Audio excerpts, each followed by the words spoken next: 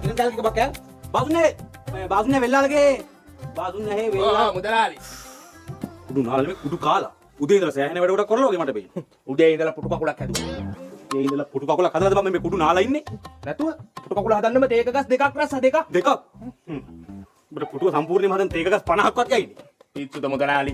ඔය පුටුව මට ගොඩ 10ක් හැකි තේක ගස් 40කට මෙහා. නියම.